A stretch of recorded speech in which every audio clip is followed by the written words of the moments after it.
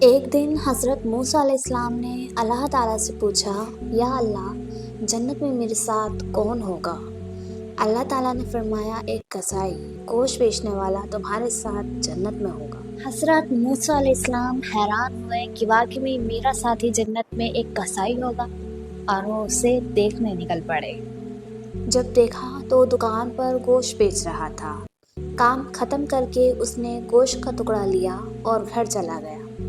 حضرت موسیٰ علیہ السلام بھی اس کے پیچھے پیچھے اس کے گھر تک چلے گئے۔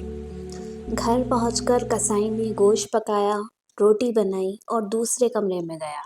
وہاں ایک بہت بوڑھی عورت پلنگ پر لیٹی تھی۔ قصائی نے اسے سہارا دیا اور ایک نوالا اس کے منہ میں کھلایا۔ جب ماں نے کھانا کھا لیا تو اس نے اپنے بیٹے کے کانوں میں کچھ کہا اور بیٹا مسکرانے لگا۔ حضرت موسیٰ علیہ السلام نے پوچھا، یہ کون ہے اور اس نے کیا کہا؟ قصائی بولا، یہ میری ماں ہے، میں سب سے پہلے اس کا کام کرتا ہوں۔ ہر دن یہ خوش ہو کر مجھے یہ دعا دیتی ہے، اللہ تجھے جنت میں حضرت موسیٰ علیہ السلام کے ساتھ رکھے۔ اس پر میں مسکراتا ہوں کہ بھلا میں کہاں اور موسیٰ علیہ السلام کہاں۔